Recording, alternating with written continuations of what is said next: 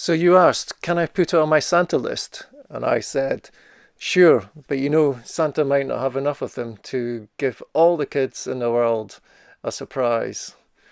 So Döstädning is a concept popularized by Margareta Magnusson, and I've read her book a number of times now, The Gentle Art of Swedish Death Cleaning.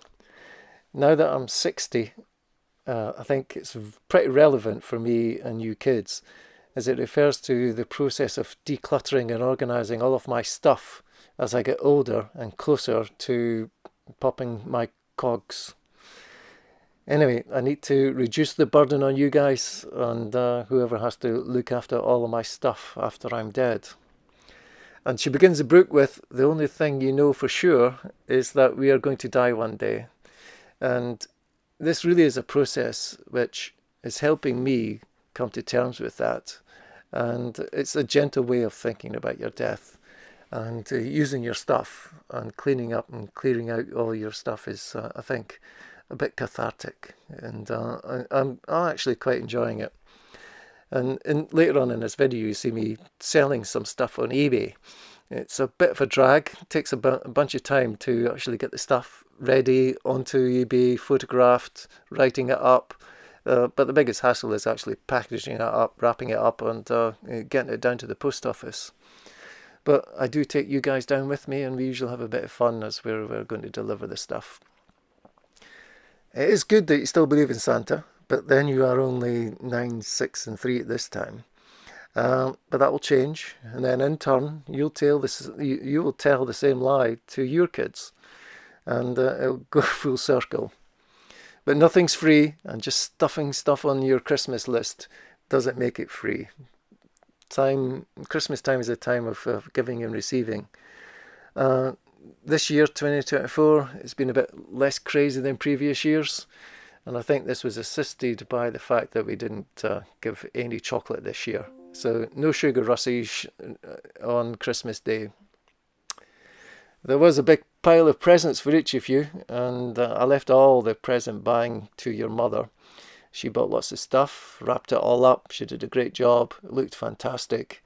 And you were really excited on Christmas Day, which was really nice to see. And this year, I've been very restrained in buying stuff for myself. I did buy a new phone, but I really did need a new phone.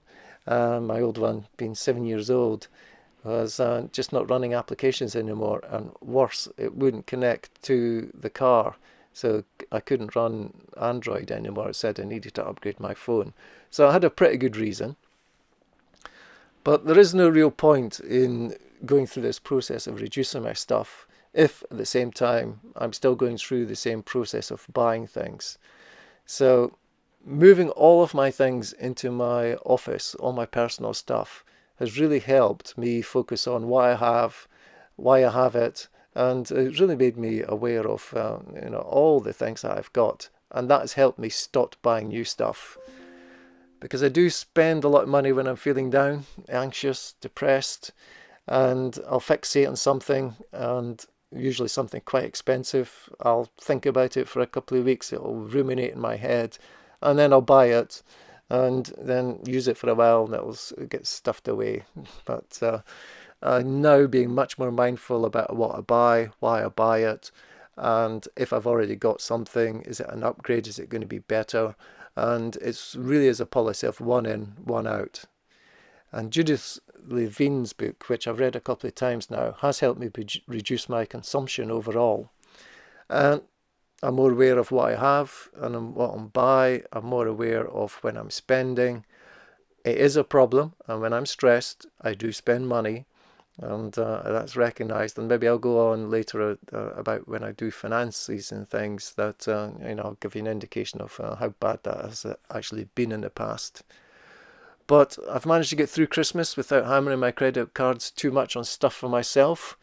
That's a big achievement, because in previous Christmases, before you were born and with my ex-wife, we'd be a little bit extravagant. We'd buy presents for each other, and we'd also buy something big for each other and ourselves.